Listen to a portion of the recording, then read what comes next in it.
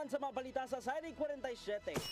PRO7 nangandam na sa pagsugod sa pagpangabot sa mga election paraphernalia o mga adlaw gikan sa COMELEC Central Office. Ayuda sa mga biktima sa bagyong Odette sa Mandawi City gisugda na sa pagpanghatag pinagi sa National Housing Authority. Manag-uyab nga mga kap sa ilang maagian sa daan panahon sa kagabihon nung magpailang sakop sa PIDEA nadakpan. Sugbo, Kabisayan ug Mindanao, Pilipinas ug katawhan kutos maabot sa tong Sibya sa tibuok kalibutan mayong hapon. Live kita karon sa CCTN Channel 47 ug kini ang tulumanon sa nag-unang kasayuran nga angay natong masayran. Ako si Dennis Tabar. Tulumanon sa patas nga mga balita ug opinyon. Ako si Danica Caballes. Kini ang Saturday 47.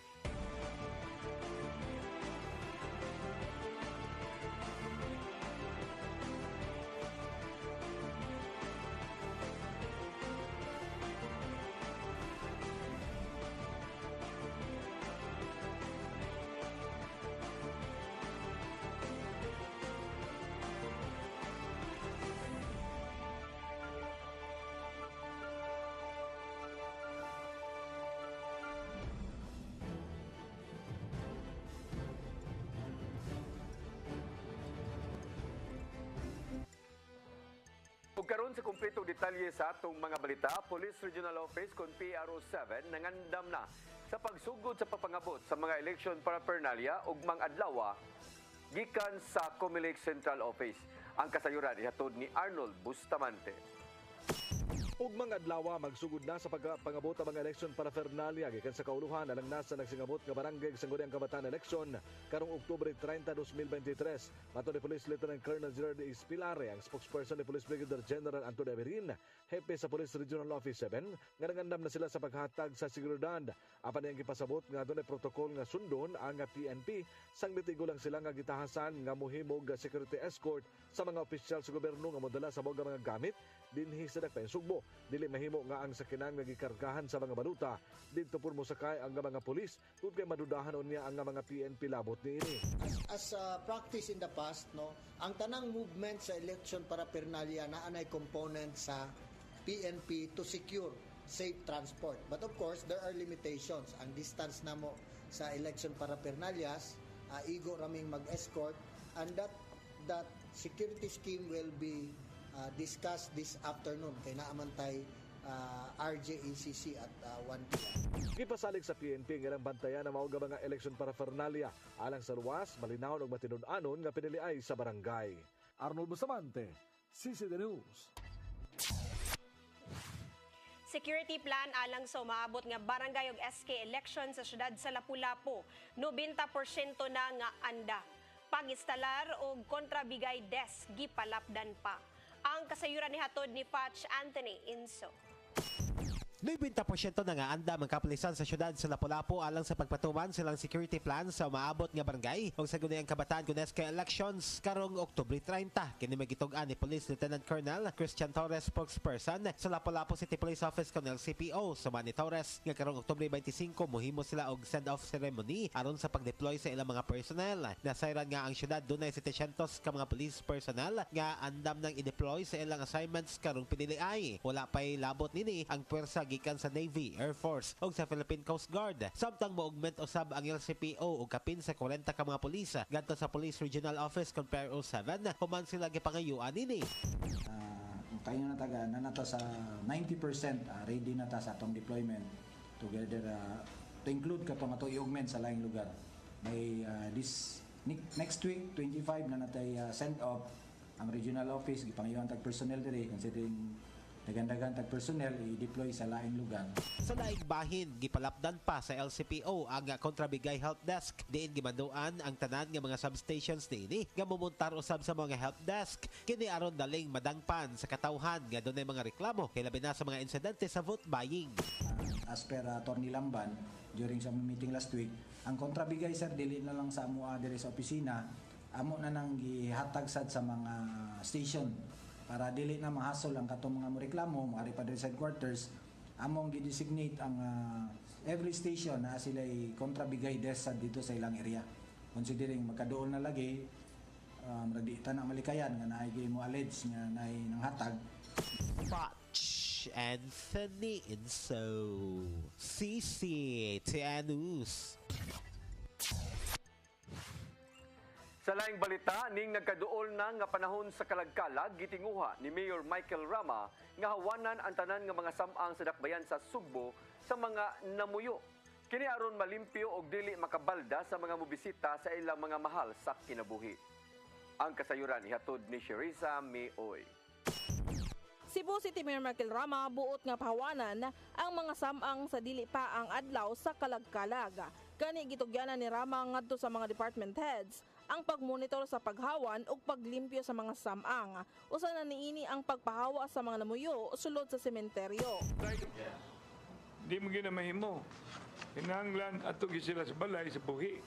Kay gusto sila mapuyo sa balay sa patay, di mapatay sa sila sa una. So they are square peg in a round hole. That means that has to be addressed. That's why in Dunya Pipa... Makigalayon si Rama ngadto sa Cebu Archdiocese alang sa pagtinabangay sa paglimpyo ug paghawan sa Carreta Cemetery nga gihimo ng puy-anan. Una nang gipaybalo ni Rama nga plano niya nga himuon nga Heritage Park ang pipila nga mga samang sa syudad, lakip na niini ang Doña Pepang Cemetery, Carita, Calamba ug Bulacau Cemetery. Ang diri sa Carita, I was talking with the Archdiocese. Nga lang magtinabangay. Hindi masani sila mga iro. Tao man eh. Tanaw na to. Sama sa diri sa Chinese Cemetery. Nga butangan og lugar, butangan og kaning sina.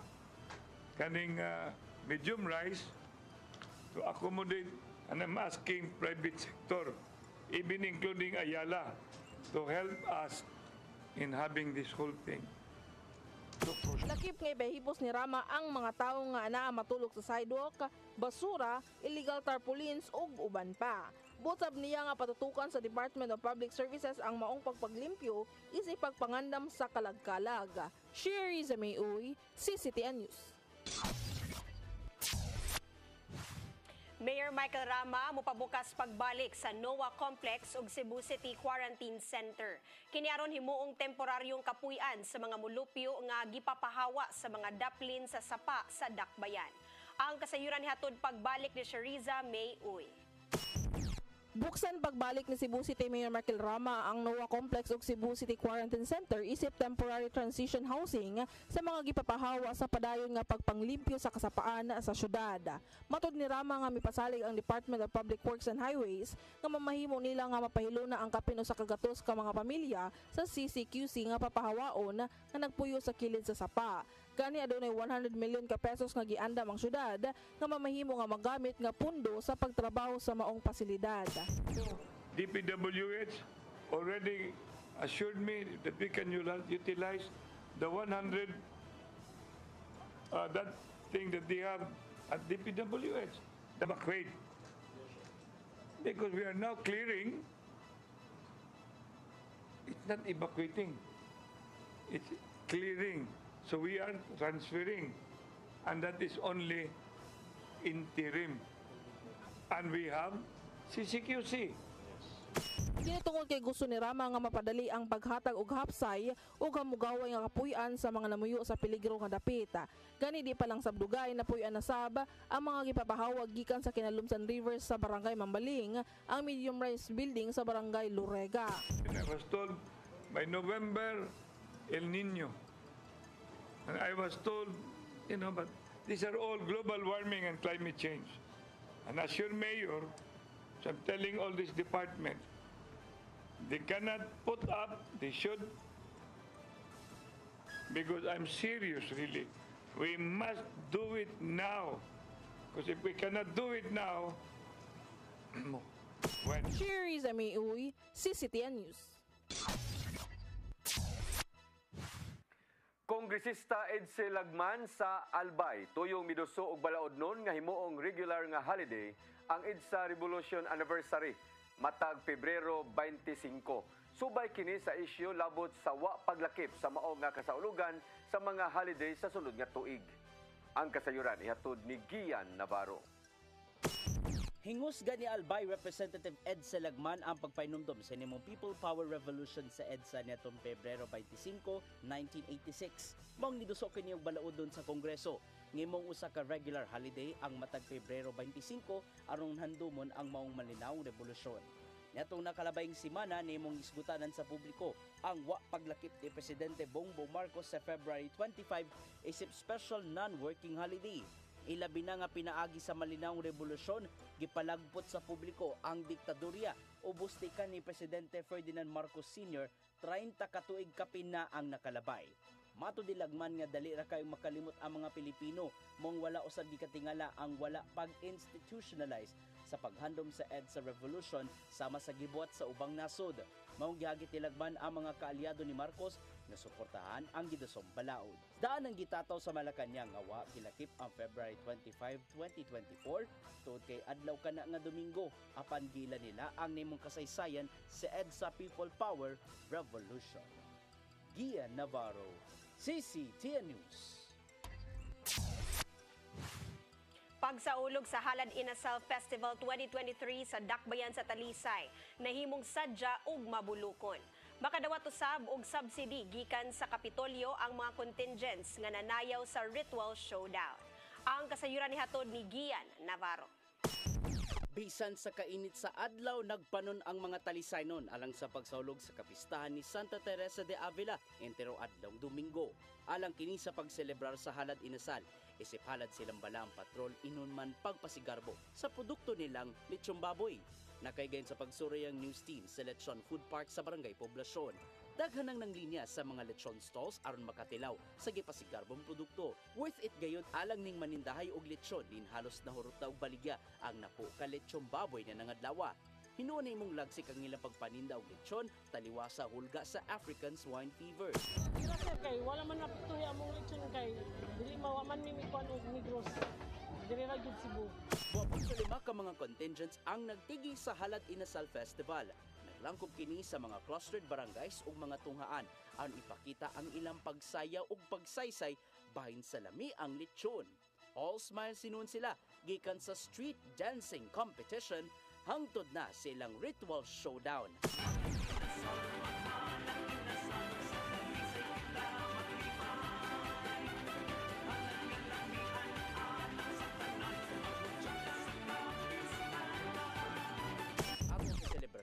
Gipakita ni Mayor Gerald Anthony Samsamgulias ang plano nga i-upgrade ang oval track sud sa Talisay City Central School ug aduna sab kini swimming pool. Magamit tinuon kini ngadto sa mga future Talisaynon champions sa natad sa sports. Mora gyud akong simple na hangyo kaninyo. Di lang kay nako ni dugayon, lipay na lang ko nakakita na si Rhea ug si Gwen sa ako ang umaabot na proyekto. Malipay na lang sa jud ko kay muamot na magyud na sila. Andam si Gobernador Gwendolyn Garcia nga punduhan ang mong proyekto. Samtang mohatag usab sila og ang provincial government og tag 200,000 pesos nga subsidy matag contingent man makakita sa nindot nga performance. Salamat kaayo ang inyong pagsalig akong pagabaslan sa usa kapag mahal pagsuporta usab sa Dakbayan sa Talisay. Sa gyapon nagmalampuso ng ilang Halad Inasal Festival ug nimong luwas ang pagpahigayon ni Ino. Gian Navarro, CCTN News.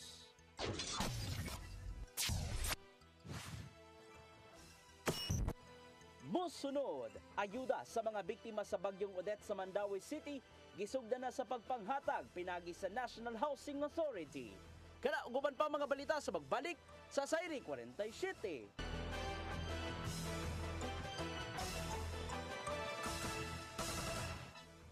Balik sa ato mga balita, National Housing Authority sa Central Visayas nisugod na sa papanghatag sa pinansyal nga ayuda sa mga nabiktima sa bagyong Odette diha sa Dakbayan sa Mandaue. Nakadawat usab og ayuda ang pipila ka mga LGU sa Cebu ug uban pang rehiyon nga grabing naigo sa mao nga bagyo. Ang kasayuran ihatod ni Mary Rose Sagarino. Gisugda na sa National Housing Authority sa Central Visayas ang pagpanghatag sa pinansyal nga ayuda sa mga biktima sa bagyong Odette sa siyudad sa Mandawi. Unang gitagaan sa 10,000 pesos nga ayuda mao ang benepisaryo gikan sa Barangay Subang Dako, Cambaro ug Bacilid. 4,000 ang benepisaryo sa unang tranche sa cash distribution sa Mandawi. Ang pagpanghatag sa ayuda mulungtad hangtod Huwebes. Ang listahan sa benepisaryo gibase sa report gikan sa kagamhanan sa siyudad. Sila maulang kuno ang residente nga ang panimay na totally damaged sa bagyo. Usa sa benepisaryo mao si Feban Kali sa Barangay Bacilid. Naharos kuno ang iyang atop tungod sa bagyo. Plano niya nga gamiton ang kwarta sa pagpa-renovate sa iyang atop. Maamong kuanan nga among kanamang among atop na busulot miya na. Pa-repair nimo? Oo. Kuna mong gipil-apan. Dayon. Nya karon pa ko. Nagdalangayan jutay. Bahala na nagdugay basta na. Matod sa Regional Manager sa NHA 7, nga aduna pa ikaduha og katulong nga tranche sa pagpanghatag sa ayuda sa Mandawi. Diin sa kinatibukan moabot sa 12,500 ang benepisaryo sa syudad. Ang ikaduha og ikatulong hugna ipahigayon human sa barangay ug sangguniang kabataan elections sa Oktubre 30. Actually, medyo kongyod kani atong activity karon diri dili gid mo kaya sa init sila mismo. Una nag-augment mga personnel coming from the city government of Mandawi sa silang City Social Welfare Division kay kung kami ani nya facing this 4,000 nambot lang kung di magkumamo gid mi ani. Pwede din siya makuha sa kantong kay election period. Exempted ang init say ngani kay kuan man siya, emergency man siya. Ang amo lang is di lang pwede mag hatag cash assistance on the period October 22 election period. Gawas sa Mandawi City, makadawat usab sa cash assistance ang pipila ka local government unit sa Cebu ug sa rehiyon nga labing naapektaran sa bagyong Odette nga niigo sa Kabisayan niadtong Disyembre 16 tuig 2021. Actually kaning Typhoon Odette ihap na mo first panisana sa diri sa city government of Mandawi no. May napayo ba no sa Lapu-Lapu City, Cebu City, of course sa Cebu province nato no, mga munisipalidad nga napektuhan sa Typhoon Odette. Ang pondo sa pagpanghatag sa ayuda gikuha gikan sa emergency housing assistance sa NHA. Mary Rose Sagarino, CCTN News. National Meat Inspection Service sa Central Visayas di pahigayon og meat fair. Din gibaligya sa mas barato nga presyo ang nagkalain-laing frozen meat ug processed products. Kinisubay na sa pagsaulog niini sa Meat Safety Consciousness Week 2023. Ang kasayuran hatod pagbalik ni Mary Rose Sagarino. Nagkalain-lain nga frozen meat ug processed products ang gibaligya sa mas barato nga presyo sa gipahigayon nga meat fair sa National Meat Inspection Service sa Central Visayas kon NMIS 7. Subay na sa pagsaulog niini sa Meat Safety Consciousness Week 2023. Ang meat fair abli alang sa publiko kini mulungtad hangtod Biyernes gikan alas 8 sa buntag hangtod alas 5 sa hapon. Gawas sa mga gibaligya nga produkto aduna usab sila'y free taste. Ang buhatan sa NMIS 7 nahimutang sud sa compound sa Department of Agriculture 7 sa Sitio Sudon, Barangay Magikay sa siyudad sa Mandawi. We have lined up some activities for us to really enjoy the celebration. And of course, ang importante yan is just to inform the importance of the production of safe, sound meat sa ato mga kaigsuunan no sa diri sa Subo ug sa ato mga lakbit mga silinganan mga probinsya. Gawas sa meat fair, nagkadaiya pang aktibidad ang ilang gikatakda nga buhaton sama sa motorcade ug mga seminar. Usa pa sa ilang programa mao ang linis bahay katayan, hugot nga pagmonitor sa mga ihawan sa baboy, pagsiguro nga limpyo ug luwas kini. We would like to also let them know nga every now and then nagitay gipakita nga sa mga tao nga dili lang karon nga panahon kun dili everyday ga limpyo kita sa ato ang mga meat establishments. So, naagi na siya. So we just wanted to also magnify that na atay makita po sa mga tao. Matod sa Regional Director nga ang ihawan sa Talisay City mao ang usa sa pipila ka ihawan sa rehiyon nga gi-classify og AA nagsunod sa standards nga gipahamtang sa NMIS. Mary Rose Sagarino, CCTN News. Asia Pacific City Summit 2023 gitinguha ni Mayor Michael Rama nga mahitabo dinhi sa dakbayan sa Sugbo. Tumong og tuyo niini aron mapalambo pa ang ekonomiya sa syudad pinagi nining mao nga kalihukan. Ang kasayuran ihatod ni Sheriza Mayoy. Gitinguha ni Cebu City Mayor Michael Rama nga ipagayon din sa dakbayan sa Sugbo ang Asia Pacific City Summit and Forum 2025. Ang maong kalihukan bag ulang nga natapos na itong milabay nga semana nga gitambungan ni Rama sa Brisbane, Australia uban ang laing pang mayor ug mga cities representatives sa Asia. Tumong sa maong panagtapok sa mga progressive leaders sa nagkalain-laing syudad sa nasod sa Asia, maong pagtinabangay sa pagpalambo o koneksyon sa business industries o ekonomiya sa matag syudad. Elected by the mayor that every 2 years, after that Brisbane, it will be somewhere else. And I was already telling them. And I showed them Singapore Light, I showed them Cebu City at night, I have showed them also the narrative of Singapore like Cebu City. Then I told them, I'm just letting you know how ready we are to host, but I have to... Si Rama mitambong sa maong summit isip Pangulo sa League of the City Mayor of the Philippines o sa dakbayan sa Sugbo. Gani sa maong kahigayunan na gigamit sab niya ang pagkumbinse sa mga nasod nga mag-invest sa Sugbo agig pag-imbitar sab nga motambong sa Sinulog Philippines sa Sugbo 2024. This time, it will be under the auspices of the League Cities of the Philippines. And I will be bringing the municipal mayors and also the members of the League Cities of the Philippines, plus the delegate in Asia Pacific. Gawasab ni ini gipaglantawan sab ni Rama nga makigpinirmahay og kasabutan tali sa Brisbane City isip sister city sa syudad nga makatabang na unya sa pagpalambo sa ekonomiya ug oportunidad sa mga Sugboanon ngadto sa Australia. So we can always have innovation sharing, and it will be a very good sisterhood relationship. Sheriza Mayoy, CCTN News. Kapulisan sa syudad sa Lapu-Lapu ni pahimangno sa publiko nga gidili gyud ang mga tigbakay. Kinibisan pa man og makaangkon sila og no objection gikan sa City Hall. Ang kasayuran hatod ni Patch Anthony Inso. Gipahimangnuan sa kapulisan sa syudad sa Lapu-Lapu ang publiko nga gidili gyud ang pagtigbakay. Kini magiklaro ni Police Lieutenant Colonel Christian Torres, spokesperson sa Lapu-Lapu City Police Office Canal CPO. Matod ni Torres nga kini bisan pa man ug makaangkon ang mga nagpasiugda nini og no objection nga papeles gikan sa City Hall. Suma ni Torres nga ning nagkaduol nga kasaulugan sa kapistahan sa syudad sa Lapu-Lapu ila usab nga namatikdan ang pagdaghan sa reklamo kalabot sa tigbakay. Mo permit pero di na siya ma-consider nga permit.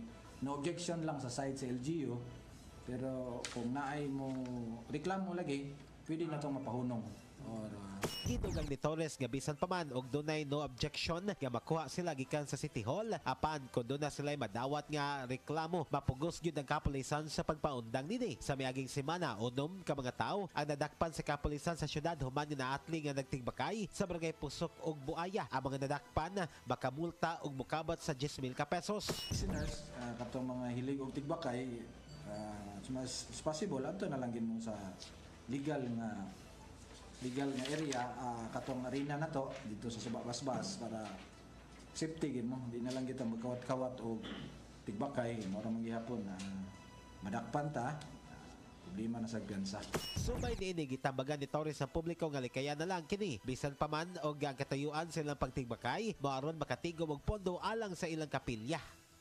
Patch Anthony Inso, CCTN News.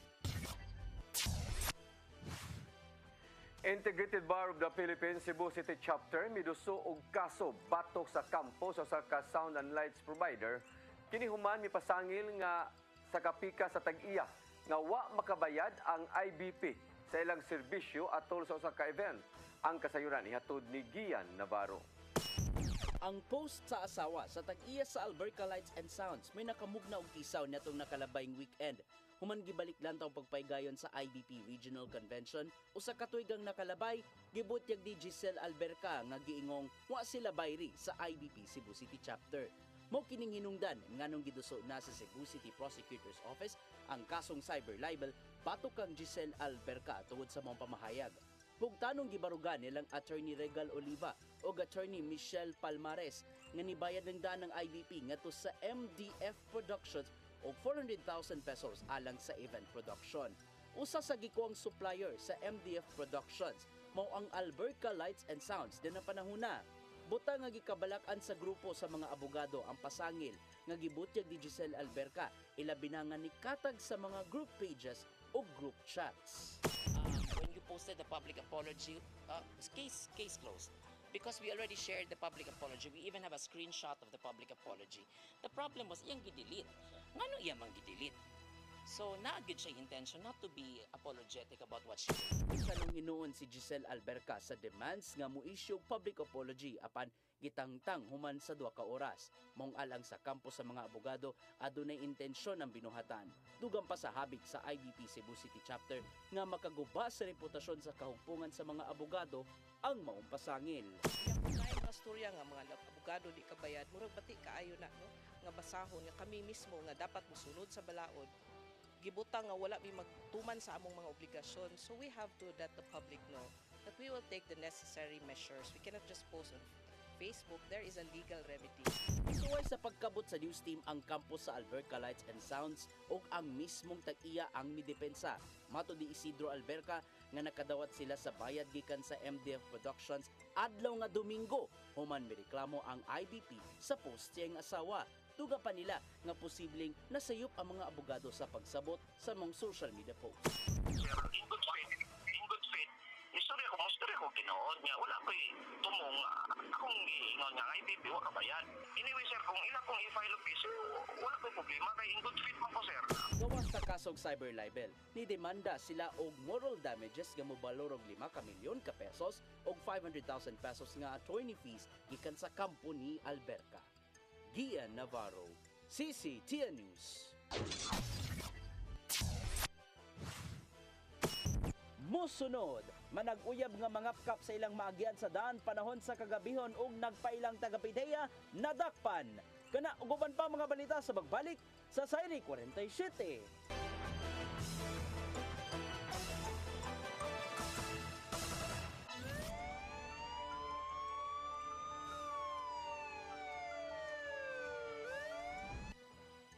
Balik sa atong mga balita, kadtong manag-uyab nga nag-viral sa social media nga nagpailang sakop sa Philippine Drug Enforcement Agency kon PDEA 7 nadakpa na sa Carbon Police Station. Ang ilang modus mangapkap sa ilang mga magian dias karsada panahon sa kagabion ug sa mga mingaw nga lugar. Ang kasayuran ihatod ni Arnold Bustamante. Nadakpan na sa mga sakop sa Carbon Police Station na managuyab nga nag-viral sa social media nga magpailang sakop sa Philippine Drug Enforcement Agency 7 di na ilang maagian ilang kapkapan og kuhaan og mga mahalong butang. Niagdo Oktubre 10, 2023 sa alauna antak na sa kidlaon gialarma sa kapulisan ang duha nga mga armado sa Dalan Magallanes Barangay Pahina Central. Ang mga nadakpan gina nga silang Jesser Sitos Tabanson alias Pudoy, 42 anyos nga taga Sitio Greenbelt Drive, Barangay Kiyot sa Tacbayan Sugbo, og si Erica Jane Pamunag Diluna alias Erica, 21 anyos nga taga Barangay Maribago, Dakbayan sa Lapu-Lapu. Mato ni Police Lieutenant Colonel Janet Rafter, ang Information Officer sa Cebu City Police Office, nga niya Oktubre 10, 2023 sa launa sa kadlawon, nakadawat og tawag sa telepono ang Carbon Police Station nga doon babaeng lalaki nga sakay sa motorsiklo nga armado. Dali nga miresponde ang mga pulis ug ilang naabdan ang duha sa mga lugar ug iladayon kini nga girikisa. Si Bansun nakuhaan kini kalibre homemade nga 38 nga pistola, Samtang si Erika nakuha sa homemade Black Widow nga 22 kalibre nga revolver. Yes, actually, last October 10 at around 1 a.m., ang mga kapulisan sa Police Station 5 under ni Police Major Miles Damuslog nakadakop og duha ka mga personalidad in relation to police in relation to a police response sa kuanato for an alleged armed person, or this is in violation of RA 10591, and considering that we are still on election period, na charge pud sila og COMELEC gun ban. Dugan nila nga sa mayaging buwan gialarma na ang duha sa may barangay Ermita nga mubabag sa mga babae o lalaki nga magbakta sa ngitngit ni Rapit og daing pagpaila nga PDEA agent og daing rikisa niini sa lawas og kuhaon ang mga butang sama sa cellular phone ug uban pa og daing sibat. Nabantayan usab sila nga ang ilang mga kinuha nga butang ilang ilatag sa karbon ug ibaligya nga tungod niini. Gipahugtan dayon sa kapulisan ang ilaga pagmonitor sa mga personalidad hangtod nga nasigpatan sila nga dunay dala nga armas. Napoy mga CCTV footage showing nga murag ila bitong gihabig ang mga nanakayay og kanang mga motorsiklo. Nakita gid sa video po nato nga ilang gihabig ang usa ka nag-drive og motorsiklo nga naay angkas ug nagpaila na pod sila nga mao pod nga miyembro pod sila sa isa ka ahensya sa gobyerno, then gikuha usab nila ang ilahang katong mga personal effects like cellphone. Then accordingly, kini pod sila is kini nga mga personalidad were known to be kanang namaligya kanang atong makita diha sa mga daplin sa atong mga kalsada, especially along that area diya sa Station 5 nga pamaligya bitaw kanang mga bisan unsa na lang nga mga cellphone, bisan unsa na lang gid nga mga kuan. So under monitoring gid ni sila sa Station 5. Dahil nga ang pagkasikop sa Barangay Uyab, daghang krimen nga masulban, ilabi na diha sa Barangay Tisa, Labangon ug Punta Princesa, din kasagaran ng reklamo na hitabo. Samtang nadagpanusab sa Guadalupe Police Station ang usa ka lalaki nga nagdalag armas alas 10:42 gabi sa Sitio Riverside, Banawa, Barangay Guadalupe. Ang suspitsado gila sa mga silingan nga si Richie Boy Managaytay Torino, 30 anyos, nga taga Sitio Nuyuka, Barangay Guadalupe. Nakuhagikan kaniya ang usa ka kalibre 38 ug upat ka mga bala niini din kanapasan sa Republic Act 10591 ug COMELEC gun ban ang atubangon nga kaso sa suspitsado. Arnold Bustamante, CCTN. Mukabat og kapin usa ka milyon ka pesos ang natalang danyos human nasunog ang usa ka panimalay kagahapon sa Forest Hills, Banawa, Barangay Guadalupe, Dakbayan sa Sugbo. Daling miresponde ang mga kabumberohan human nadawat ang alarma alas 10:37 sa buntag. Giisa kini dayon sa first alarm apan nakontrolar dayon ang dakong kayo human sa dulan 20 minutos nga pagkumbati sa mga bumbero. Gipanag-iya ang maong panimalay ni Rodrigo Go, di na naa sa unom ka mga residente ang apektado. Gisusi pa sa mga bumbero ang hinungdan sa maong sunog. Samtang sa laing balita, kapin 8 milyones ka pesos nga kantidad sa ginadili nga drugas ang nasakit sa PDEA o sa PNP sa managlahing operation dinhi sa Sugbo. Niadtong Sabado sa kadlawon, nasikop si Roy Ahig sa Barangay Kabangkalan, Dakbayan sa Mandawi, human nakuhaan og kapin sa kakilo nga shabu. Ang nasignit nga drugas gikan sa mao nga high value individual nga mokantidad og 7.2 milyones ka pesos. Samtang nga gipanglarot usab sa mga operatiba sa 3,000 ka mga punuan sa marijuana sa Barangay Tungkay, Dakbayan sa Toledo niadtong Biyernes sa hapon. Moabot usab ang mao nga marijuana nga mga tinanom sa 1.2 milyones ka pesos.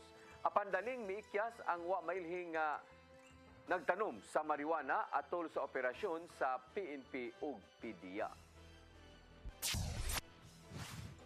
Anaa sa luwas nga kahimtang ang 8 ka mga sakop sa pamilya human natagak sa pangpang ang ilang sakyanan sa Barangay Poblasyon Lungsod sa Hinatilan. Mupaingon unta sa haya silang Teddy Bohol, kapikas niyang si Genevieve ug unom ka mga kauban paingon sa haya sa ilang kabanay. Sakay sila sa Toyota Tamaraw FX nga gimaneho ni sa amahan nga si Teddy. Matod sa Hinatilan Police Station nga nahunong ang ilang sakyanan sa sitio Kambugulan apan kalit kining ni atras hangtod nga natagak sa pangpang ang sakyanan. Anaa sa 200 feet ang ilawmon sa maong pangpang. Daling gidala sa MJ Cuenco Hospital ang pamilya human nakaangkon og samad sa lawas.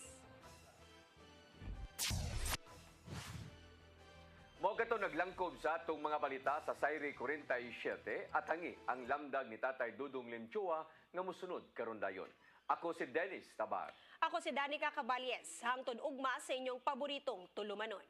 Sayri 47.